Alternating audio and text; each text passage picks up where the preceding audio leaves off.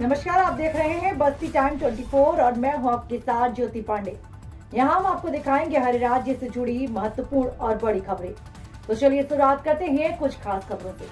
लेकिन उससे पहले अगर आपने चैनल को सब्सक्राइब नहीं किया तो सब्सक्राइब कर लें और खबरों को शेयर करें और लाइक करें ताकि हर खबरों की अपडेट सबसे पहले मिले आपको। इष्टेमनापुर द्वारा डॉक्टर नवनीत व्यास की जयंती पर निःशुल्क कार्यशाला समापन समारोह 20 मार्च 2024 को मेजर डॉक्टर नवनीत व्यास की जयंती पर इष्टेमनापुर द्वारा 3 दिवसीय निःशुल्क कार्यशाला आयोजित की गई। यह कार्यशाला 6वीं से 8वीं तक के बच्चों में इष्टेमना विषयों के प्रति रुचि बढ़ाने, जागरूकता एवं उत्सुकता जगाने हेतु रखी गई। कार्यशाला में इस पर्व के डे के उपलक्ष्य में यूथ अर्निया संस्थान द्वारा 5001 वर्ड फीडर्स बांटे गए। कार्यशाला में बच्चों को विभिन्न प्रकार की गतिविधियाँ कराई गयी। नेपाल 2020 के अंतर्गत नई शिक्षा के तरीकों को अपनाते हुए उन्हें विज्ञान के अलग अलग प्रयोगों द्वारा रोबोटिक्स एयर कॉन्डिंग की जानकारी दी गई। श्रीमती प्रियंका बोहरा द्वारा बच्चों को मास्क बनाने की ट्रेनिंग दी। सदल के राहुल बोड़ा द्वारा बच्चों को ड्रामा द्वारा ग्रुप एक्टिविटी करवाई गई।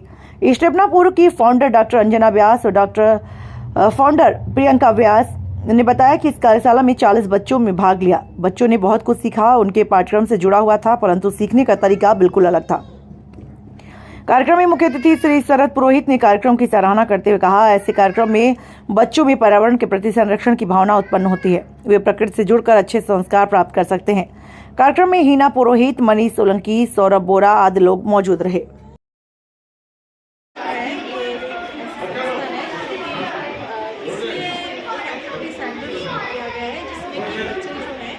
पढ़ाई के साथ साथ अदर एक्टिविटीज करते हुए अपनी पढ़ाई को स्कूल में जो पढ़ाई होती है तो होती ही है, बुक्स की जो लैंग्वेज होती है, बट उन्हीं चीज़ों को हम एक अलग तरीके से कैसे सीख सकते हैं जिससे कि बच्चों में कम्युनिकेशन स्किल्स डेवलप हो, उनमें हमारे जो अलग अलग त्यौहार होते हैं उनके बारे में जो उनकी मान्यताएं होती है वो सब उनके बारे में वो लोग जानें।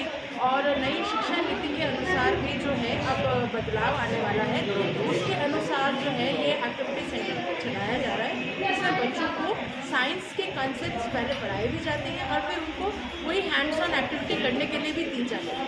इसके साथ ही उनको robotics, coding, 3D printing, drones बनाना, इन सब के बारे में भी बताया जाता है। और इसके साथ ही उनको ड्रामा स्किल्स, ताकि वो एक दूसरे से इंटरेक्ट करें, फ्रेंड्स बनाएं, एक दूसरे को अपनी बात कहने का तरीका समझें और क्रिएटिव हो, अपने की कहानियाँ बनाएं, उससे कुछ कनेक्ट करेंगे, कैसे लोगों के सामने प्रेजेंट करें, क्रिएटिवली कैसे अपने आप को रखें, हमेशा खुश रहें, इसके लिए ये चलाया बोला गया है।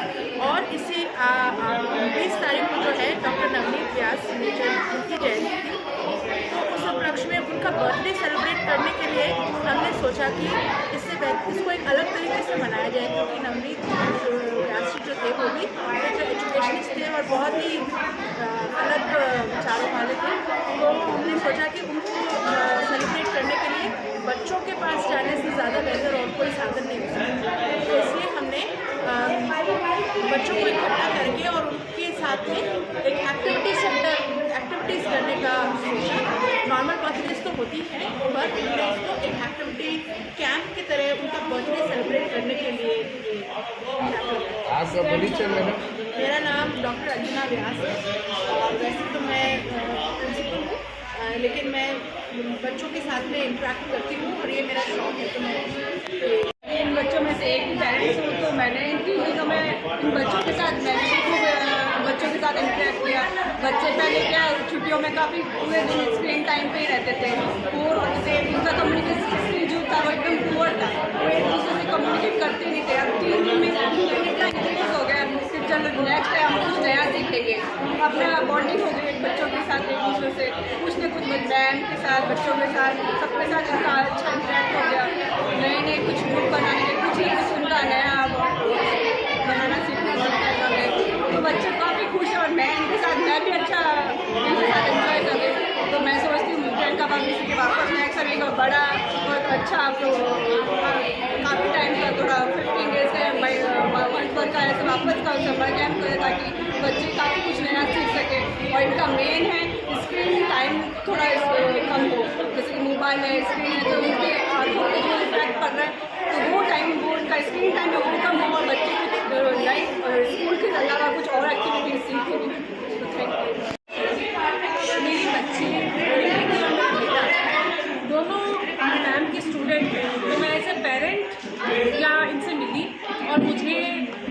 एहसास हुआ कि कैसे हम प्रैक्टिकली पढ़ाई को ज़्यादा अच्छे से समझ सकते हैं। जो साइंस के प्रिंसिपल्स होते हैं साइंस सब्जेक्ट के, वो जब बच्चे हैंड्स ऑन करते हैं, जब वो प्रैक्टिकली करते हैं, तो वो बहुत अच्छी तरह से उस चीज़ों को समझते हैं। तो ये जो प्रोग्राम है जो मैम ने शुरू किया है, ये इसी पे बेस्ड है। जो हमारी नई शिक्षा नीति आ रही है, न्यू एजुकेशन पॉलिसी, जो ये कहती है कि आपको कॉन्सेप्ट आना चाहिए, ब्रॉड लर्निंग नहीं करनी है, किताबों से रट के नहीं जाना है। तो वो जो चीज़ है वो मैम इम्प्लीमेंट कर रही है और उससे बच्चे बहुत अच्छा सीख रहे हैं। अच्छा, सीखने के बाद क्या है कि उस चीज़ को बताना, कम्युनिकेशन, वो एक्सप्रेशन बहुत ज़रूरी है और वो भी मैम जो है बहुत बेहतरीन तरीके से दे रही है। तो मैं इनकी थैंकफुल हूँ कि उन्होंने इस तरह का एक कॉन्सेप्ट लेकर एक इंस्टीट्यूशन चालू किया है और उसी के ऊपर ये 3 दिन का निःशुल्क कैंप इन्होंने शुरू किया। ज़्यादा से ज़्यादा अवेयर हो पेरेंट्स और ज़्यादा से ज़्यादा बच्चे आए और सीखें। इस कैंप में कितने बच्चों ने अभी तक भाग लिया? 40 बच्चे आ गए हैं हमारे पास और 40 बच्चों ने काफ़ी कुछ सीखा है और उसके बाद पेरेंट्स, मैं भी पेरेंट हूँ और मैं ये चाहती हूँ कि इसी के आगे कंटिन्यू ये करती रहे और बच्चे बहुत कुछ सीख रहे हैं। और मैं बहुत थैंकफुल हूँ कि उन्होंने ये चीज़ शुरू की है, क्योंकि जोधपुर में इस तरह का जो प्रोजेक्ट है, इस तरह का जो इंस्टीट्यूशन है, वो फर्स्ट टाइम आया है, वो मैम लेकर आई है।